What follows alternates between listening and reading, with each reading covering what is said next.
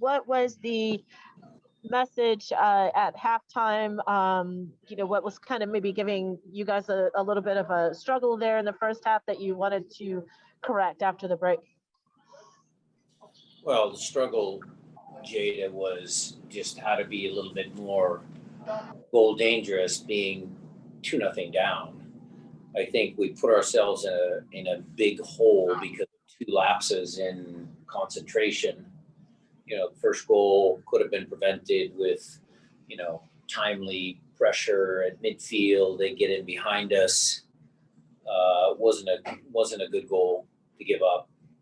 And then the throw in, obviously, we need to do a better job there.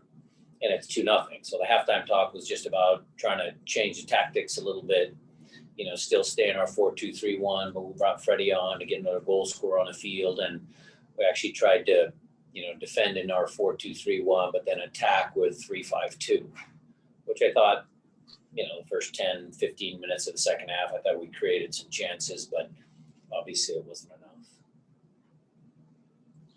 All right. Reminder, if you have a question, please hit the raise hand function button. The next one I see is Charlie Bohm. Charlie, go ahead. Hey, Coach. This is it seemed like you had turned a corner, and then looking back at the history of this matchup, you guys have always gotten the results you need against Vancouver at this time of year. We were looking at the numbers. It looks like it's been 8 years since you guys lost to them at this time of year. What happened tonight, do you think, in terms of was it what you guys were not doing well, or did they throw anything at you unexpected? I mean, and how do you kind of go forward from here? Well, they didn't throw anything at us that was unexpected. I believe that we didn't quite match their intensity. I believe that was part of it in the first half again, and it may be singular in those 2 plays. Charlie, the game itself, we started off with decent possession, but were our goal scoring chances really that good, that high? Maybe not, but we had some half chances, some balls bouncing around their box, everything. And then again, to answer Jada's question, is a little similar to yours. I mean, once they scored the goal, I felt our team played a little bit undisciplined after we went down 1-0, and certainly at 2-0 down, I think players were so driven to try and do something to get us back in the game, it actually hurt us. And so going forward, I mean, we have to do what we've always done, is regroup. We'll watch the film. I've already spoken to them. We'll try and push past this, but we'll try and learn from these 2 moments and the moments that we weren't good enough also in the attacking end, because I don't want this to sound like I'm just blaming this loss on a couple of defensive lapses. But certainly away from home in MLS, you have to play for a clean sheet to give yourselves a chance to win or at least grab points. And just one follow-up with the international guys leaving and now losing Nico for a game. Does that add to your difficulty in terms of preparation? Of course it does. You never want to lose the internationals. I think there's still some conversations that need to be had there. And we'll sort that out when we're back in Seattle. And we'll try and, again, just put the best team possible out there and play as hard as we can to get a result against Cincy. Thanks.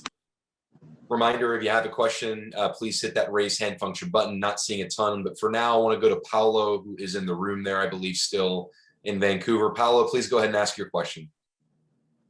Thank you, Alex.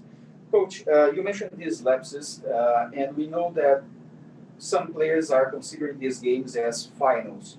Do you think that the mental aspect of that is kind of pushing the players to their limit, and sometimes they are maybe making mistakes in the game because of this kind of pressure that they have on?